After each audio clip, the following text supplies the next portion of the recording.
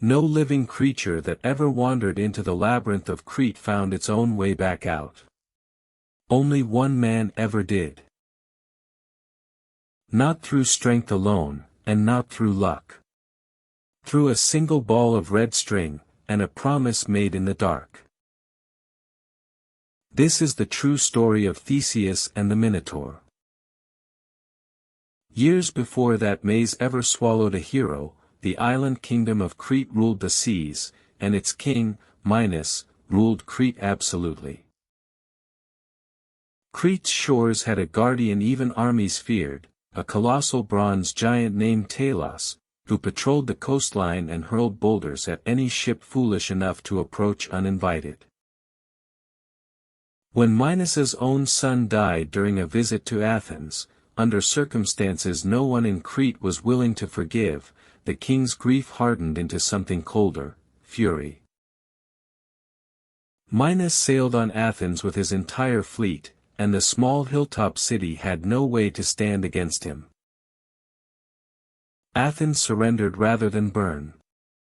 But the peace Minos offered came with a price crueler than any war. Every 9 years, Athens would send 14 of its own young people, 7 youths and 7 maidens, across the sea to Crete. None of them ever sailed home. They were not sacrificed to any god, and not drowned at sea. They were led into a maze built beneath the palace, and given to whatever lived at its center. For 2 9-year cycles, Athens paid that price in silence. Then a prince was born who refused to let it happen a 3rd time. King Aegeus of Athens had no heir, and had almost given up hope of ever having one. On a journey home, he fell in love with a wise princess named Aethra. That same night, legend says, the sea god Poseidon loved her too.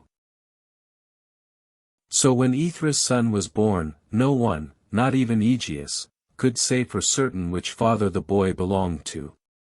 Perhaps, in the end, he belonged to both. Before Aegeus sailed home to Athens, he buried his own sword and sandals beneath an enormous boulder, and left Aethra with a single instruction. When our son is strong enough to lift this stone himself, he said, send him to me.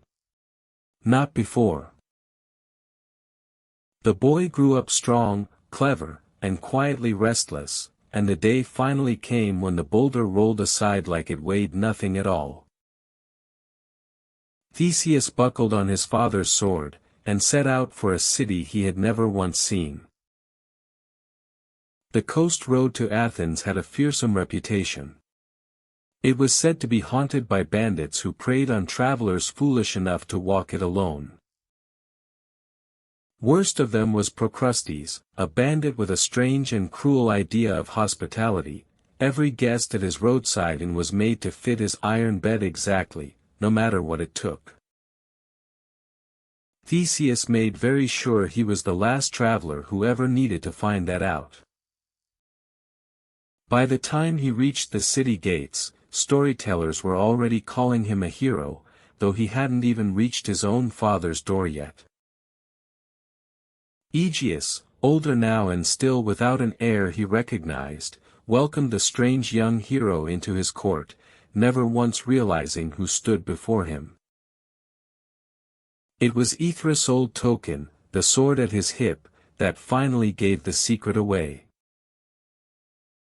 Father and son embraced for the first time either of them could remember, and for one golden season, Athens celebrated. That celebration didn't last. The 9th year had come around again, and Crete's ships were already approaching the harbor. The lottery for 14 names began, the same as it always had, and grieving families gathered to learn whose children they would lose this time. Theseus did not wait for his name to be drawn. He volunteered himself as one of the 14. Aegeus begged his newfound son not to go. He had only just found him. He had no intention of losing him again to grief and silence. So Theseus made his father one promise. The ship that carried the tribute always sailed under black sails, a mourning color, expected never to return. "If I am coming home," Theseus said, "we will raise white sails instead, so you'll know long before the ship ever reaches shore." Aegeus made his son swear it. Then he watched the black-sailed ship carry his only child out past the harbor, and out of sight. The ship reached Crete after a hard voyage, and the 14 young Athenians were marched straight into King Minos's palace. Minos looked over the tribute with cold satisfaction, the same way he had for 2 cycles before this one. But his daughter, Princess Ariadne, was looking at only one of them, and could not stop. Ariadne had grown up in the shadow of her family's monster and her family's maze. She had never once seen anyone look as unafraid as Theseus did. That night, she made a decision that would change the fate of 2 kingdoms. She went looking for the one man who knew the labyrinth's one true secret. That man was Daedalus, the very craftsman who had built the maze for Minos, twisting it so cleverly that even its own architect needed a trick to find his way through. Daedalus gave Ariadne a simple answer to an impossible maze: a single ball of string, tied at the entrance and unspooled with every step inward. Follow the string in. Follow the string back out. It was almost embarrassingly simple, for a maze that had already swallowed dozens of lives. Ariadne found Theseus that same night, and offered him the string on one condition: that he take her away from Crete when it was over. Theseus agreed without hesitation.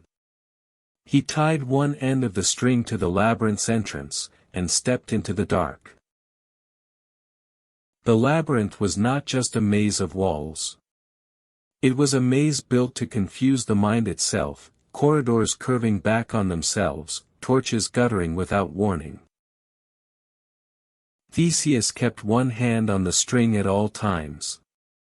It was the only thing in that entire maze that told the truth. Deeper in, the corridors grew warmer, and the silence grew heavier, the particular silence of something enormous, listening. Somewhere far above, in the palace he had left behind, Ariadne was counting every minute since the string had gone still. Then, deep in the maze's very center, Theseus heard something move in the dark that was far too large to be human. The Minotaur was Crete's oldest, best-kept secret, a creature with the body of a man and the head of a bull, born of an old curse on the house of Minos, and locked away from the world ever since. No wall in Crete could safely hold something that angry, and that alone, for that many years. Theseus let the string fall from his hand. Both hands would be needed for what came next. What happened next happened in almost total darkness, and neither of them made a sound worth repeating. When it was over, Theseus was still standing. The labyrinth, for the first time in 2 entire generations, was finally silent. He found the string again with shaking hands, and started walking back the way he'd come. Ariadne was waiting exactly where she'd promised, and so were the other 13 Athenians, still alive, still free, still waiting for a hero who had actually kept his word.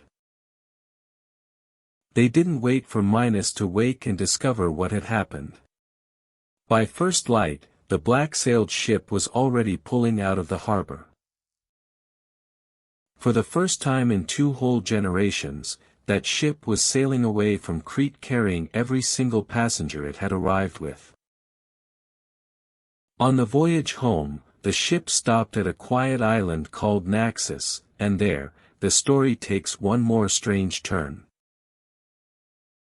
Ariadne fell asleep on that golden shore, and when she woke, the ship, and Theseus, were already gone. The oldest tellings of this story insist it wasn't abandonment at all, it was a god's request Theseus could not refuse.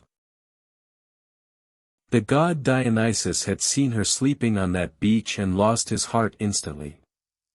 He found her himself, offered her a golden crown, and asked her to stay forever, not as a mortal princess, but as his own immortal bride.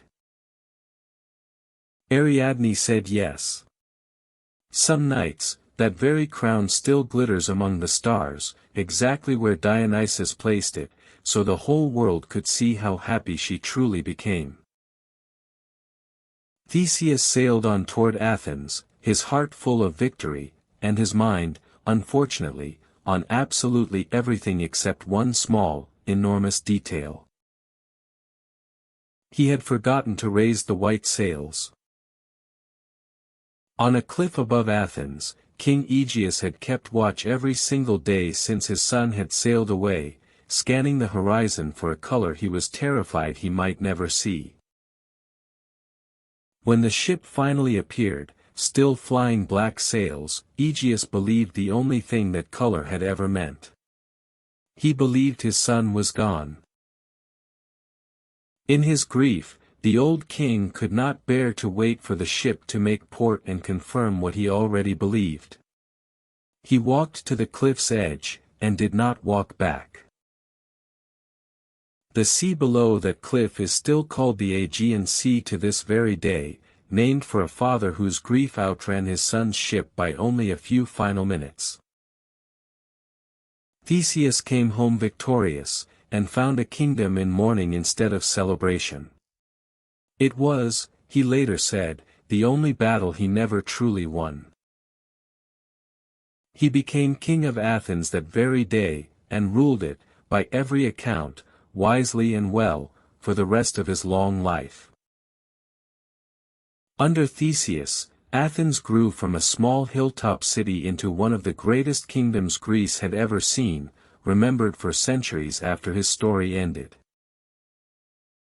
And the sea that carries his father's name still remembers the whole story too, a maze, a string, a monster, and one small, human mistake. Ollie thinks that's the strangest part of this whole tale, the maze was never the real danger. Forgetting one small promise very nearly was. But she says our next story sails even further than this one, a magic golden fleece, a ship called the Argo, and a crew of heroes brave enough to chase it to the edge of the known world. Thank you so much for watching this fourth tale in our Greek mythology series. Until next time, keep watching, keep wondering, and we'll see you back on Mount Olympus very soon.